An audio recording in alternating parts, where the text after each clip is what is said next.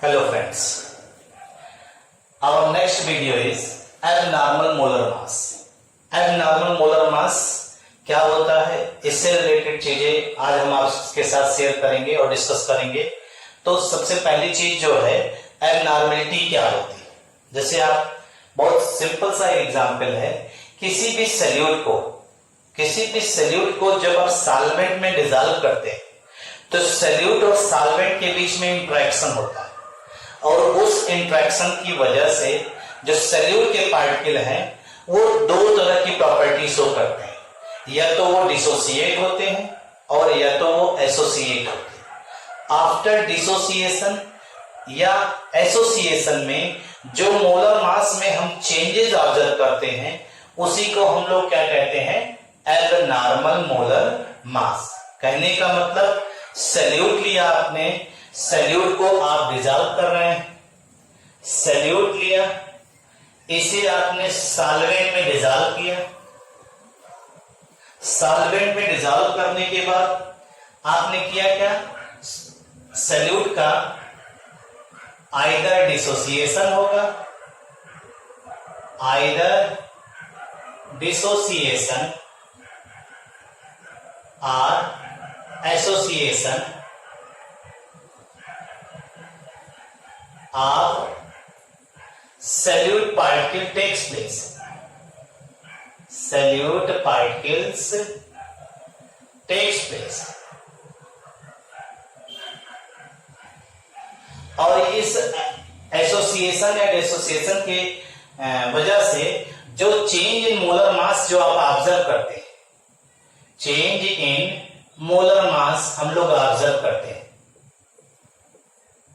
और जो change in molar mass आप ऑब्जर्व करते हैं उसी को हम लोग क्या कहते हैं, एबनॉर्मल मोलर मास। यानी किसी सॉल्यूट को आप सॉल्वेंट में डिसॉल्व करिए, डिसॉल्व करने पर सॉल्यूट का या तो डिसोसिएशन होगा या एसोसिएशन होगा, और एसोसिएशन या डिसोसिएशन होने के बाद जो चेंज इन मोलर मास हम लोग ऑब्जर्व करेंगे उसी को हम लोग क्या कहते हैं, एबनॉर्मल मोलर मास। ये चीज हम लोगों ने ऑब्जर्व किया। कुछ एक एग्जाम्पल लेकर के हम आपको समझाते हैं। तो उससे पहले एक चीज और ध्यान रखिएगा, अगर सॉल्यूट को सॉल्वेंट में डिसॉल्व करते हैं तो न तो डिसोसिएशन होता है न तो एसोसिएशन होता है। तो ऐसे सॉल्यूशन में जिसमें सॉल्यूट का डिसोसिएशन एसोसिएशन दोनों नहीं हो रहा है तो उसका जो नॉर्मल मोलर मास होगा वो उतना ही होगा जो आप एबनॉर्मल मोलर मास ऑब्जर्व कर रहे हैं। यानी अगर डिसोसिएशन या एसोसिएशन ना हो तो हम एबनॉर्मल मोलर मास को ऑब्जर्व नहीं करें। तो आइए एग्जांपल देखते हैं, एक एग्जांपल लेते हैं। पहला एग्जांपल हम लोग कर रहे हैं यहाँ पे, dissociation of solute particle takes place. Dissociation of solute, जैसे हमने आपसे कहा NaCl लीजिए। अगर NaCl को आपने लिया, NaCl ये आपका 1 मोल है और इसका मोलर मास 58.5 ग्राम। इसको आपने डिसॉल्व किया सॉल्वेंट में। सॉल्वेंट में जब आपने डिसॉल्व किया तो ये डिसोसिएट होगा और डिसोसिएट होने के बाद Na+ और Cl- का फॉर्मेशन होगा।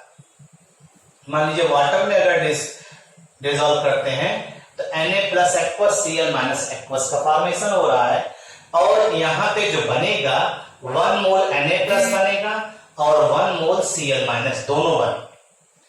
तो अब आप देखिए 1 मोल NaCl की कोलिगेटिव प्रॉपर्टी और यहां 2 मोल बन रहा है, इसका मतलब है कोलिगेटिव प्रॉपर्टी भी क्या होगी, चेंज होगी। क्यों? क्योंकि colligative property number of moles पे डिपेंड करती है। नंबर ऑफ मोल्स अगर बढ़ रहा है तो कोलिगेटिव प्रॉपर्टी भी क्या होगी, बढ़ेगी। तो अब आप अगर देखिए, जब 2 मोल बराबर 1 mole plus 1 mole, 2 mole is equal to 58.5 gram, तो 1 मोल चाहे इसे आप Na+ कहिए और 1 mole Cl- is equal to 58.5 upon 2 2 is equal to हो जाएगा 29.25 ग्राम। ये आपका जो है मोलर मास जो आपने ऑब्जर्व किया, इसे हम लोग क्या कहेंगे, एबनॉर्मल मोलर मास।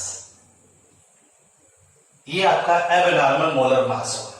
कहने का मतलब है कि अगर सॉल्यूट का डिसोसिएशन हो रहा है और कंप्लीट डिसोसिएशन हो रहा है, तो लगभग मोलर मास जो है वो आप देख रहे हैं किस तरह से डिकम्पोज करने के बाद कितना रिड्यूस हो रहा है।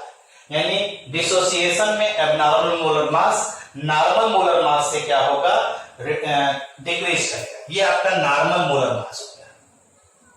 ये नॉर्मल मोलर मास से हम लोग कहेंगे। इसी तरह से अगर हम सॉल्यूट का एसोसिएशन दिखाते, association of solute, association of solute particle,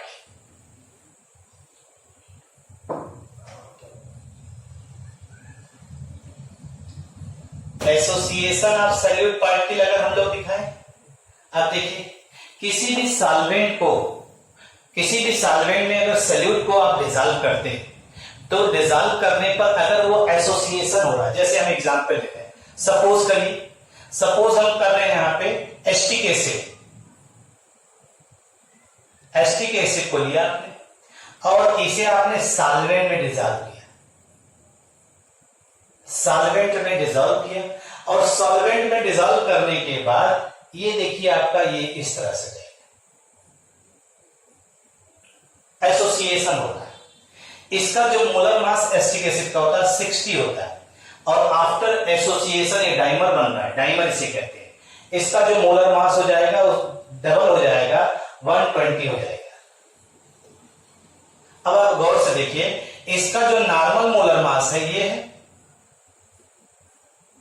normal molar मास, इसे हम लोग कहते हैं, और इसका जो ये मोलर मास है इसे हम लोग एबनॉर्मल मोलर मास कहते हैं, एबनॉर्मल मोलर मास। आपको मालूम है, इसी तरह से बेंजोइक एसिड लीजिए, benzoic acid C6H5COOH, benzoic acid का मोलर मास 122 होता है। अगर इसको भी आप सॉल्वेंट में डिसॉल्व करिए तो ये भी डाइमर बनाता है। ये सब आपको अभी क्वेश्चन जो न्यूमेरिकल हम लोग सॉल्व करेंगे तो वहां पे हमें मालूम होना चाहिए कि ये किस तरह से ऑब्जर्व हम लोग करेंगे वहां पे। तो आप खुद गौर करिए, डाइमर बना रहा है जिसका मोलर मास एबनॉर्मल मोलर मास कितना हो जाएगा, जस्ट डबल। ठीक, अब आप देखिए सॉल्वेंट के अंदर ये डाइमर किस तरह से एडजस्ट करते हैं, इसे हम लोग डाइमर कहते हैं। ये आपका है डाइमर, इसे भी हम लोग क्या कहते हैं, डाइमर कहते हैं। अगर हम एस्टिक एसिड को सॉल्वेंट के अंदर दिखाना चाहते हैं, एस्टिक एसिड का मॉलिक्यूल जो सॉल्वेंट है उसके अंदर किस तरह से एडजस्ट कर रहा है डाइमर के रूप में, आखिर ये डाइमर का फॉर्मेशन कैसे हुआ, ये डाइमर किस तरह से बन रहा है। तो अगर इस चीज को हम लोग ऑब्जर्व करें तो हम लोग यहां पे देख सकते हैं कि डाइमर का फॉर्मेशन जो होगा, देखिए जैसे acetic acid CH3 C double bond OH CH3 COH double bond O, ये डाइमर है। आप जानते हैं ये CO पोलर है, OH पोलर है, इनके बीच में जो बॉन्ड बनेगा उसे आप क्या कहते हैं, हाइड्रोजन बॉन्ड। यानी कार्बोनिल ग्रुप एक एस्टिक एसिड का, OH ग्रुप दूसरे एस्टिक एसिड के बीच में जो बॉन्ड बनेगा, इस तरह के हाइड्रोजन बॉन्ड को हम लोग क्या कहते हैं, इंटरमॉलिक्यूलर हाइड्रोजन बॉन्ड इसमें पाया जाएगा, और ये डाइमर के रूप में एस्टिक एसिड इस तरह से एग्जिस्ट करेगा। ऐसे ही सेम सिचुएशन CH3 की जगह अगर C6H5 रख लीजिए, CH3 की जगह C6H5 रखेंगे तो हमारा बेंजोइक एसिड का भी आएगा, और बेंजोइक एसिड के केस में भी हम लोग क्या ऑब्जर्व करेंगे, डाइमर ऑब्जर्व करेंगे, और दो मॉलिक्यूल जो है एक दूसरे से जुड़े रहेंगे, वो आपका किसके द्वारा जुड़ा रहेगा, इंटरमॉलिक्यूलर हाइड्रोजन बॉन्डिंग के द्वारा। एबनॉर्मल मोलर मास के बाद हम लोग वांट हाफ फैक्टर के बारे में आप ऑब्जर्व करेंगे। वांट हाफ फैक्टर क्या होता है कि वांट हाफ फैक्टर जो होता है वो रेशियो होता है, नॉर्मल मोलर मास और एबनॉर्मल मोलर मास का रेशियो होता है। डिफाइन इसको कैसे करते हैं, देखिए वांट हाफ फैक्टर में भी defined as it is the ratio of the number of molar it is the ratio of the normal molar mass to the observed molar mass या abnormal molar mass of the solute। Normal और abnormal molar मास का जो ratio होता है उसी को हम लोग वांट हाफ फैक्टर कहते हैं। और वांट हाफ फैक्टर को हम लोग डिनोट किससे करते हैं, आई से। इसका मतलब है इसको हम लोग लिख सकते हैं I is equal to ratio आप बता रहे हैं नॉर्मल मोलर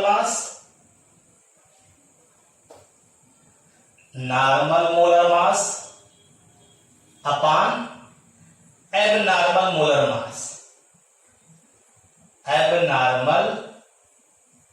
मोलर मास। अगर इसी चीज को आप ऑब्जर्व करें, इसके हिसाब से आप डिफाइन भी कर सकते हैं।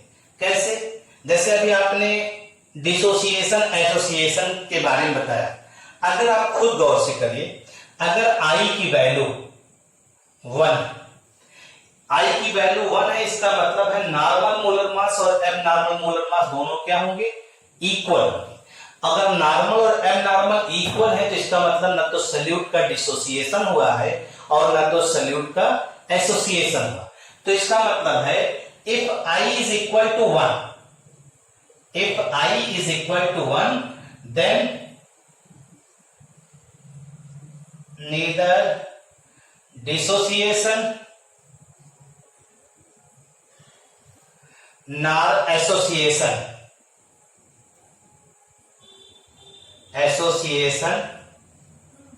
of solute particle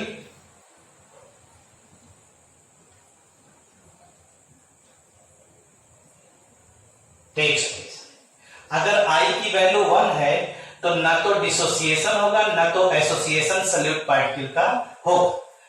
next condition is equal to 1, तो आपने बताया ना तो डिसोसिएशन ना तो एसोसिएशन। अब दूसरी कंडीशन है if I is greater than 1 और तीसरी कंडीशन आपकी यही हो जाएगी I इज लेस देन 1। तो पहले ग्रेटर देन की बात करते हैं। I की वैल्यू ग्रेटर देन 1 कब आएगी, ग्रेटर देन 1 तभी आ सकता है जब आपका डिसोसिएशन हुआ हो सल्यूट पार्टिकल का। क्यों, क्योंकि नॉर्मल मोलर मास आपका क्या होना चाहिए, ज्यादा होना चाहिए। एबनॉर्मल मोलर मास क्या होना चाहिए, कम होना चाहिए। तो if I is greater than 1 then the dissociation of salute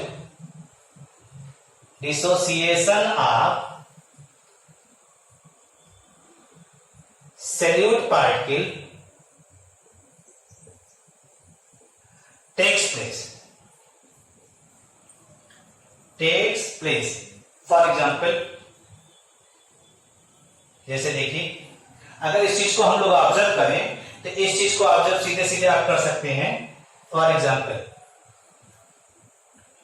NaCl dissolve किया आपने सॉल्वेंट में डिसॉल्व कर रहे हैं, Na+ मिल रहा है और प्लस Cl-। आपको मोलर मास नॉर्मल जो बताया था 58.5 और नॉर्मल कितना बताया 29.25। अगर आप इसी को ऑब्जर्व करिए तो I की वैल्यू नॉर्मल मोलर मास 58.5 और एब नॉर्मल 29.25, यानी आ गया वैल्यू कितना 2। ये आपका क्या हुआ, डिसोसिएशन होता है कब, जब value of I is greater than 1। तीसरी कंडीशन जो हम लोग लेने चल रहे हैं कि I की वैल्यू लेस देन 1 लेने चल रहे हैं, I की value less than 1। Third condition है if I is less than 1, इसका मतलब association of solute particle takes place. Association of solute particle takes place. अगर एसोसिएशन की बात हम लोग कर रहे हैं, यहां पे एसोसिएशन होगा तो इसका एग्जांपल देखिए जरा। For example acetic acid, acetic acid को जब आप सॉल्वेंट में डिजॉल्व कर रहे हैं तो सॉल्वेंट में डिजॉल्व करने पर ये डाइमर के रूप में एग्जिस्ट करता है। हमने आपको बताया डाइमर के रूप में एग्जिस्ट करता है। एस्टिक एसिड का मोलर मास 60 होता है। आपने 1 मोल सॉल्यूट को डिजॉल्व किया है अभी, मतलब 60 मोलर एस्टिक एसिड को डिजॉल्व किया है और यहां बन रहा है कितना 120। अब इसको बैलेंस करने के लिए, क्योंकि डाइमर है इसलिए यहां पे 2 आ जाएगा। तो अगर आप इसको ऑब्जर्व करिए तो आई की वैल्यू आ जाएगी, नॉर्मल मोलर मास कितना है 60, अब नॉर्मल मोलर मास कितना 120 यानी 0.5। इसका मतलब है आई की वैल्यू से आप ये इंफॉर्मेशन भी दे सकते हैं कि डिसोसिएशन हुआ है कि एसोसिएशन हुआ है, कि न तो डिसोसिएशन हुआ न तो एसोसिएशन हुआ है। इसकी इंफॉर्मेशन आप वन हाफ फैक्टर से कैलकुलेट कर सकते हैं। तो इन चीजों को आपने ऑब्जर्व किया। अब आइए देखते हैं सॉरी आपने अभी एक चीज पढ़ा कि नॉर्मल मोलर मास और एबनॉर्मल मोलर मास का रेशियो जो होता है वो क्या होता है, आपका 1/2 फैक्टर होता है। आपको अगर ध्यान हो तो आपने बताया है जो कोलिगेटिव प्रॉपर्टी होती है वो मोलर मास के इनवर्सली प्रोपोर्शनल होता है। देखिए we know that colligative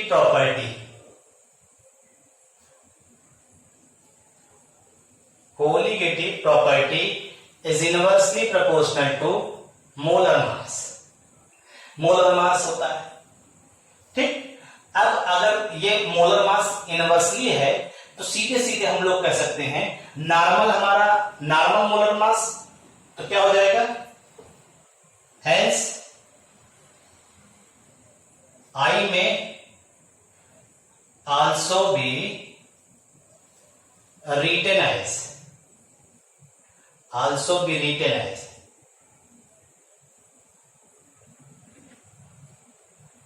I may also be written as I is equal to observed value of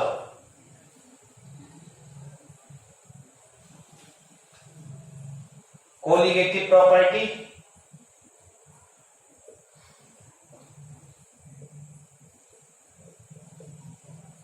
upon normal value of colligative property.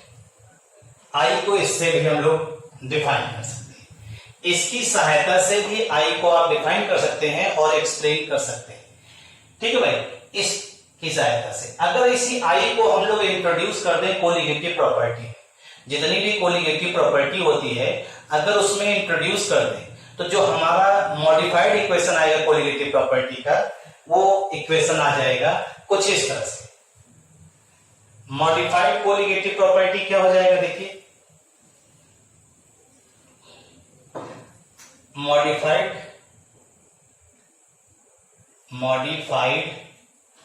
Colligative property अगर आप देखेंगे तो ये इक्वेशन कुछ इस तरह से आ सकता है।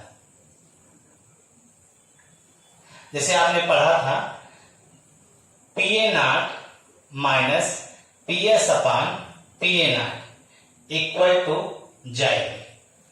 ये relative lowering in vapour pressure है, पढ़ा है पहली कोलिगेटिव प्रॉपर्टी, ये फार्मूला होता है। तो इसी में आप आई को इंट्रोड्यूस कर दीजिए, ये मॉडिफाइड कोलिगेटिव प्रॉपर्टी हो गया। दूसरा आपने पढ़ा है elevation in boiling point, delta TB is equal to KB into M, इसी में आई से मल्टीप्लाई कर दीजिए, ये आपका हो जाएगा modified elevation in boiling point. तीसरा है delta TF is equal to KF into M, इसी में आपने मल्टीप्लाई कर दिया आई से, ये modified depression in freezing point हो जाएगा। अगर आप इसी को लीजिए पाई इक्वल टू सीएसटी, इसी में आपने आई इंट्रोड्यूस कर दिया तो ये मॉडिफाइड ऑस्मोटिक प्रेशर हो गया। ये आपके कुछ मॉडिफाइड कोलिगेटिव प्रॉपर्टी है। 1/2 फैक्टर के बाद अब हम लोग पढ़ेंगे relationship between one half factor and degree of dissociation. Degree of dissociation को समझने के लिए सबसे पहली चीज आपने अभी बताया हमने आपको कि जब किसी सॉल्यूट को हम लोग सॉल्वेंट में डिसॉल्व करते हैं तो दो चीजें होती है, या डिसोसिएशन या एसोसिएशन। तो यहाँ हम लोग डिसोसिएशन की बात कर रहे हैं। तो डिसोसिएशन को समझने के लिए पहले ये देखिए कि it is defined as the fraction of total substance. जैसे आपने टोटल सब्सटेंस लिया, उसका कितना फ्रैक्शन जो है वो डिसोसिएशन शो कर रहा है या डिसोसिएट हो रहा है अपने आयंस में, that is called degree of dissociation. तो इसकी डेफिनेशन क्या हुई? It is defined as the fraction of total substance that undergoes dissociation into ions। और अल्फा को हम लोग निकालते हैं number of moles of the substance dissociated, यानी डिसोसिएशन के बाद कितने नंबर ऑफ मोल्स फॉर्मेशन हो रहा है और आपने एक्चुअल नंबर ऑफ मोल्स कितना लिया था। आइए इसको समझने के लिए एक इसका रिलेशन देखते हैं। तो रिलेशन में हम लोग सपोज करते हैं, सपोज करिए कोई भी रिएक्टेंट है, कोई भी रिएक्टेंट है, हमने रिएक्टेंट ले लिया, कोई भी रिएक्टेंट ले रहे हैं और वो कन्वर्ट हो रहा प्रोडक्ट में। रिएक्टेंट है और प्रोडक्ट है। अगर हम सपोज करें अगर T बराबर 0 है, अगर ये 1 मोल है, ये कितना है? 1 मोल है, T 0 है, इसका मतलब ये रिएक्शन शुरू नहीं हुआ तो प्रोडक्ट जो होगा 0 होगा। आफ्टर टाइम T, कुछ समय बाद अगर कहा जा रहा है यहां पे जो डिग्री ऑफ डिसोसिएशन है वो कितना है? अल्फा है, तो बचेगा कितना? 1 माइनस अल्फा। जब अल्फा यहां टूट रहा है तो अल्फा बन रहा है। अल्फा जो है अगर यहां टूट रहा है तो अल्फा प्रोडक्ट बनेगा। अब कहा जा रहा है कि यहां पे सपोज करिए डिसोसिएशन के बाद ये रिएक्टेंट M आयंस प्रोड्यूस कर रहा है, यानी अगर ये M आयंस प्रोड्यूस कर रहा है तो सीधे सीधे आप कह देंगे M अल्फा का फॉर्मेशन। M अल्फा का फॉर्मेशन ये क्या है? ये नंबर ऑफ आयंस है, number of ions formed after dissociation. तो अगर आप नंबर ऑफ मोल्स, तो अब बचेगा क्या? Number of moles of substance जो आप ऑब्जर्व करेंगे वो कितना हो रहा है? वो इक्वल टू है, ये है और ये, यानी 1 minus alpha plus M alpha. अगर इस चीज को आप ऑब्जर्व कर रहे हैं तो सीधे सीधे 1 माइनस अल्फा और प्लस M अल्फा। अगर आप इसी को ध्यान दीजिए, अभी आपने कोलिगेटिव प्रॉपर्टी के बारे में, one half factor of colligative property में ऑब्जर्व किया था कि I जो है वो क्या होता है? I जो है ये भी रेशियो होता है ऑब्जर्व और नॉर्मल कोलिगेटिव प्रॉपर्टी का। तो ऑब्जर्व नंबर ऑफ मोल्स आपने कितना लिया? 1 minus alpha plus M alpha, और नॉर्मल मोल्स कितना है आपके पास? अपॉन 1, क्योंकि आपने मोल तो एक ही लिया है। तो इससे आपका रिलेशन आ जाएगा और वो रिलेशन क्या हो जाएगा? I माइनस 1, इसको आपने इधर कर दिया, is equal to M alpha minus alpha. यहां अल्फा क्या हो जाएगा? कॉमन हो जाएगा, M माइनस 1। तो जो अल्फा की वैल्यू आ जा रही है, अब अल्फा बराबर आ जा रहा है आपका, alpha is equal to I minus 1 upon M minus 1, I minus 1 upon M minus 1, ये वैल्यू आ गई। अब इस तरह से आप इसको ऑब्जर्व कर सकते हैं। अगर हम इसी को दिखाएं, कुछ सॉल्यूट के बारे में कुछ ऑब्जर्व लेते हैं, करते हैं, क्या चीज है, कैसे है, देखिए। जैसे फॉर एग्जाम्पल, जैसे हम लोग अभी न्यूमेरिकल पढ़ेंगे तो उसमें देखिए जैसे NaCl दिया है, KCl दिया है, एटसेट्रा। अगर मोनोवैलेंट आयन है तो यहां पे M की वैल्यू कितनी होगी? 2 आयन बनेंगे, 2। तो इनके लिए क्या रिलेशन हो जाएगा? अल्फा बराबर I minus 1 upon 2 minus 1 is equal to I minus 1 upon 1। ये रिलेशन हो गया। आई की वैल्यू कैसे निकालेंगे? आई की वैल्यू निकालने का फार्मूला हमने बताया नॉर्मल मोलर मास और एबनॉर्मल मोलर मास। अगर आप आई वहां से फाइंड आउट कर ले रहे हैं तो अल्फा की वैल्यू कैलकुलेट कर सकते हैं। इसी तरह से हम लोग यहाँ पे ऑब्जर्व कर सकते हैं, अगर मान लीजिए कुछ इस तरह से दिया गया है MgCl2 कैल्शियम क्लोराइड, तो यहां m की वैल्यू आपकी जो आएगी m की वैल्यू 3 आएगी। कैसे? अगर आप डिसोसिएशन प्रोसेस जानते हैं तो MgCl2 को अगर डिसोसिएट करेंगे तो क्या आएगा Mg2 प्लस और प्लस 2Cl माइनस। हमें आयन की संख्या एक आयन है, दो आयन है, m की वैल्यू कितनी हो जा रही है? 3। और m की वैल्यू अगर 3 हो रही है तो 1/2 फैक्टर और डिग्री ऑफ डिसोसिएशन में क्या रिलेशन आ जाएगा? 3 - 1 इज इक्वल टू I - 1/2, ये रिलेशन आ जाएगा। इसी तरह से अगर एल्युमिनियम सल्फेट आप ले रहे हैं तो एल्युमिनियम सल्फेट या जो भी चीज है या पोटेशियम सल्फेट, क्योंकि क्वेश्चन भी दिया है आपके यहाँ K2SO4, अगर ये डिसोसिएट हो रहा है तो 2K प्लस और प्लस सल्फेट, यहां पर भी m की वैल्यू कितनी होगी? 3। इसी तरह से आप जो है m की वैल्यू निकालने के बाद इस फार्मूले में रख करके अल्फा और I के बीच में रिलेशन कैलकुलेट कर सकते हैं। तो ये आपका 1/2 फैक्टर I और अल्फा के बीच में relation. Relationship between 1/2 factor I and degree of association. इससे पहले हम लोग डिसोसिएशन के बारे में पढ़े, तो एसोसिएशन और डिसोसिएशन हम दोनों को अल्फा से ही डिनोट करते हैं। बस ये आपको समझना है। यहाँ पे इसको डिफाइन कैसे करते हैं?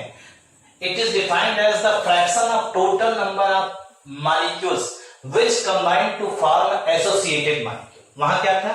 डिसोसिएशन होने के बाद कितना आयन बनाता है, यहाँ एसोसिएट होने के बाद एसोसिएटेड मॉलिक्यूल का फॉर्मेशन करता है कंबाइन करने के बाद। तो अल्फा बराबर number of molecules of the substance associated और वही total number of moles of substance taken, कितना आपने जो है सब्सटेंस को लिया है। तो जैसे हमने यहाँ पे एग्जांपल लिया, सपोज करिए ए कोई रिएक्टेंट, जैसे देखिए ए कोई रिएक्टेंट है, अगर ए को आप सॉल्वेंट में डिसॉल्व कर रहे हैं, ए को आप सॉल्वेंट में डिसॉल्व कर रहे हैं, सॉल्वेंट में डिसॉल्व करिए, तो डिसॉल्व करने के बाद ये आपका सॉल्वेंट में डिसॉल्व होते ही एसोसिएट हो जाए। अब एसोसिएट होगा, कितना एसोसिएट होगा इससे कोई मतलब नहीं है, ए का n टाइम्स हो गया, ठीक है, चाहे डाइमर बने चाहे ट्राइमर बने चाहे हेक्सामर बने, इससे कोई मतलब नहीं। तो जब t बराबर 0 है, आपने स्टार्ट कर 1 मोल, यानी आपको जो total number of moles of substance कितना है? 1 मोल। और आप जब ये रिएक्शन अभी शुरू नहीं हुआ तो यहाँ पे प्रोडक्ट जो है वो 0। हमने कहा जैसे समय शुरू हुआ t equal to after time t, तो यहाँ पे अल्फा जो है वो डिग्री ऑफ क्या है? एसोसिएशन है। तो यहां से 1 मोल का एसोसिएटेड पार्टिकल कितना हुआ? अल्फा। तो बचेगा कितना? 1 माइनस अल्फा। और एसोसिएटेड पार्टिकल जो आपका है अल्फा, और ये डाइमर है तो वो उतना पार्ट एसोसिएटेड होगा, अगर ट्राइमर होगा तो उतना पार्ट एसोसिएटेड होगा। जितना भी आपका यहाँ पे n की वैल्यू होगी वही अपान करके आ जाएगा। तो अगर हम इसी को देखें तो I बराबर अभी आपने बताया था I is equal to observe, sorry I equal to observe और नॉर्मल आपने बताया था वैल्यू ऑफ, तो number of moles of substance after association कितना हो जाएगा? ये जो आप ऑब्जर्व करेंगे